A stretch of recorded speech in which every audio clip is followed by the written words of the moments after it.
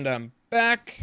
So, over the weekend, I watched the new Disney Plus miniseries, WandaVision, and I have a few thoughts. So I'm going to break it down. This is not going to be a normal review summary like I do. It's just because it's kind of complicated. But let's break it down. Let's see if we could actually kind of make sense of the show, because I really liked it. Welcome to the newest episode of SDW. Super Dario World!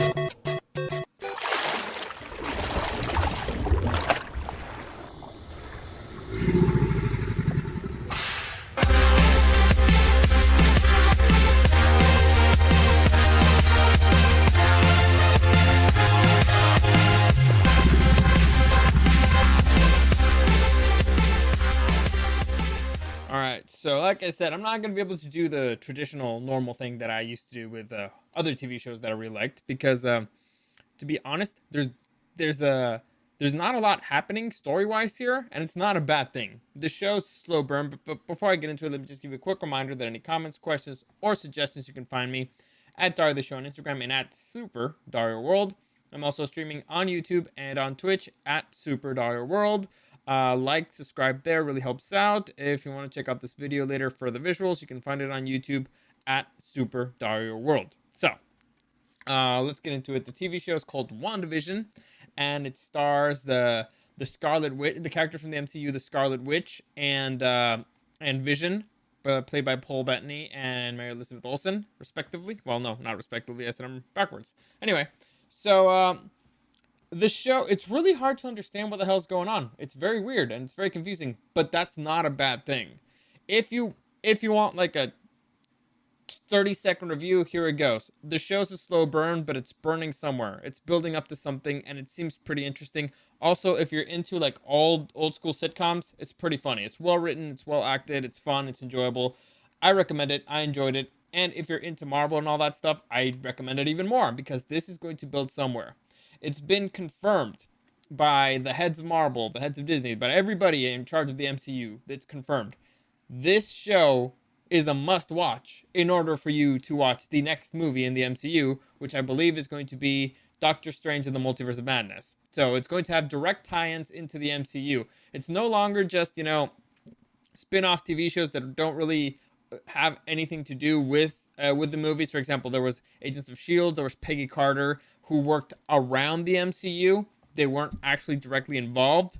These shows will be directly involved, and it's a mini-series, meaning that it's going to be a full, it's going to be a complete story. It's going to have a beginning and it's going to end. That doesn't mean that there's not going to be something afterwards. It just means that this was designed to be like, instead of a 2-hour movie, it's going to be a 6-piece, 20-episode thing, maybe eight episodes. I don't know, but it's designed to end. So like I said, this is important if you want to continue with the MCU moving forward. At least that's what they said. Could be wrong. Anyway, doesn't matter. So let's get into this whole thing here. So, because I can actually break both of these episodes down pretty quickly, because the story doesn't really have to do much with anything. So, basically, first episode is an homage to the TV show I love. Wait, before I get into that episode, let's just remember what happened. Where's the last time we saw Vision? So, like I said, the main characters in this particular show are Wanda, aka the Scarlet Witch, and Vision, aka Vision. Anyway, so last time we saw Vision was he was getting killed by Thanos, and before that, I believe he was getting killed by Scarlet Witch. So, point is, last time we saw this dude, he was dead. However, there is a little bit of a fuck up here in the MCU, and I talked about it, I believe, last time I talked about this show. As I talked about the trailer or something, or I believe it was Loki. I don't know. There's a big, and I mean massive, paradox in the MCU, meaning that because of time travel, things get fucked up. So, for example, Vision got killed in 2010. Let's say 2000. I don't even remember when Infinity War came out. Let's say 2015. So let's say Vision got killed in 2015 by 2015 Thanos. Then a few years later in Endgame, they travel back in time and they bring back 2005 Thanos to 2020. Let's just say that. So 2015, Vision gets killed by 2015 Thanos. In 2020, the 2020 heroes go back to 2005, and they accidentally bring back 2005 Thanos, and then they kill 2005 Thanos in 2020, which means that the Thanos that in 2005 is dead. So if he's dead in 2005, he can't kill Vision in 2015. So that's the paradox. Is Vision still alive or is he not? It's a paradox. It's confusing. I'm not exactly sure how they're going to handle this. I thought that they were going to handle it with the TV show Loki, and that's why I thought that one was going to come out first. Apparently not. Apparently they're handling it here with WandaVision, and it's very confusing. Point is, there's one thing that we need to understand that's very important, very important. Doesn't matter when it's the last time we saw Vision, doesn't matter when it's the last time we saw anything. Here is the key, and this is the most important part of this show. In the credits, in the opening credits, when they're introducing the show, they present the characters starring Wanda Maximoff and Vision. So this is the most important thing because I need you to understand. This is a TV show about a TV show. Meaning it's not starring Mary Elizabeth Winstead there. It's starring Wanda Maximoff, the character, the Scarlet Witch. So it's very important for you to understand that because moving forward, things get a little bit weird. So you need to understand we're watching a TV show inside of a TV show. Why? It's still not exactly clear. But let's move on. So the first episode is an homage to I Love Lucy, and basically it's the classic trope of the husband's boss and wife coming to dinner, and so they want to impress them. It's actually pretty fun. It's well written. It's written in that old-timey style of sitcom that's actually pretty good, very enjoyable. I liked it. Like I said, performances are great. Seeing Big Kitty from That 70s Show back here was great. She's probably the best actress on the show. I'm not kidding. She did a whole laugh crying thing that's hysterical. Anyway, actually it was disturbingly hysterical. Anyway, so the acting was great. The writing was great. I really enjoyed it. Mary Elizabeth Winstead is underused in the MCU. Like, I'm not Winstead. I'm confusing her. Like, Elizabeth Olsen, the Olsen sister. She's underused in the MCU. The character is underused. The Scarlet Witch is underused in the MCU. And this show, like, just broadcast that just puts that out on blast that they have not been using the Scarlet Witch enough or properly, and they've not been using her as an actress enough or properly. Anyway, let's move on. There's one bizarre moment at the end where the boss starts choking, and this is the first time and only time. Well, this event is the only time where the camera actually does a close up on the characters. The rest of the show, the camera's far away. It's a normal sitcom camera. It's an open shot. This is the first close up that we get, and here's where we learn that the one person that has control in this world is specifically Wanda. Because everybody's looking at this guy choke. Maybe he was asking too many questions. I don't know. But everybody's looking at the guy choke. The wife is laughing and crying at the same time, saying like, "Stop it, stop it!" And she's telling Wanda specifically. Vision's looking at Wanda is like, "What do I do?" And then until Wanda says stop it or help him, that's when Vision acts. So the person that has control in this world is or has a say in this world is specifically Wanda. Why? We don't know. I mean, you can speculate. By the way, I'm not going to go too deep into speculation, and I'm not going to go into all the Easter eggs, because there's a lot of Easter eggs. And I mean, a ton of Easter eggs. There's a House of M Easter egg that's actually pretty interesting in there, and very, very deep, but doesn't really matter. But yeah, I'm not going to go into all that stuff. I'm going to try to understand what the hell's happening in this show with only the things that the show is giving us, because I feel that's way more fun, instead of just me bombarding with other X-Men knowledge or Avengers knowledge. I feel like let's understand what we got on screen. Anyway, so the speculation is that, I mean, Wanda's just that powerful, but we'll get into that a little bit further. The second episode, at the end of the episode, we see like the camera pulls out, and we see kind of like somebody watching a pilot of a TV show, and you can see like all this equipment. It's all this fun equipment for broadcasting a TV show. And this right here in the corner is very important. You see a logo of a sword, right? It's like a circle and a sword. Now, that is somewhat relevant in Marvel, but I won't get into it. I'll just call it Sword for now. Well, that's actually their name, and you can see this this notepad here also has the sword. But let's call him Sword, because canon, it's called Sword. So what is it? I don't know. You don't know. Nobody knows what the hell Sword is, but we're going to call it Sword for now. Anyway, moving on. We got episode 2. This one is an homage to, Bewitched. And here you can see completely different style. So, It's still in black and white and everything, but now you can see cameras are closing up. It's a full set and everything. The comedy's a little bit different, but still very well made. It's a great homage. Both of these episodes were great homages to what they were trying to do. I really enjoyed them. It really does give you like a big nostalgia feel. In this episode, Wanda and Vision, they're getting ready for a talent show for the neighborhood where they want to impress their neighbors.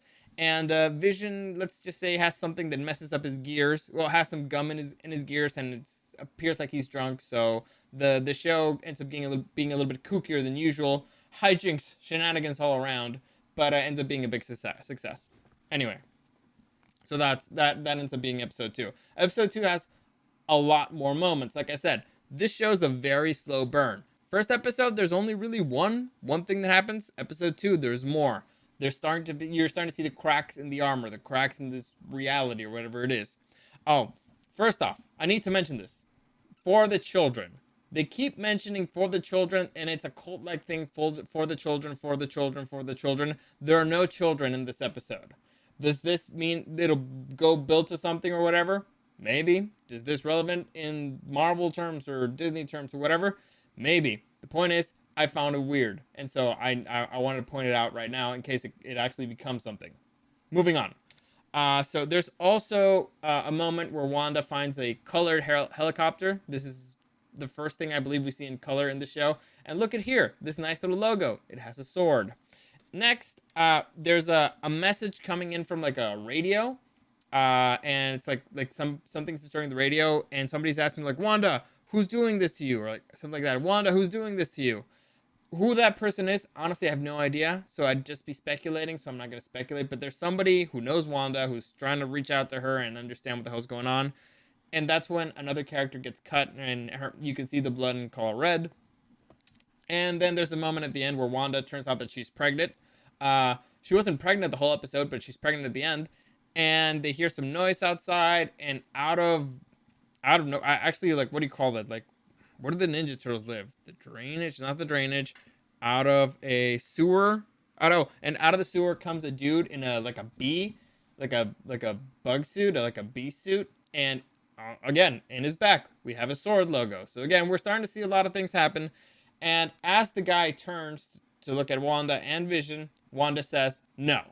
The moment Wanda says no, everything starts going backwards in time to the moment where she, tells Vision that she's pregnant, and then the world starts turning into color. So instead of them going outside, the world starts turning into color. So clearly there's a change, and pretty much that's how that episode ends. So a lot of things happen here, but here is another clear message of what's happening. We have another a piece of evidence that the one that has control in this world is Wanda.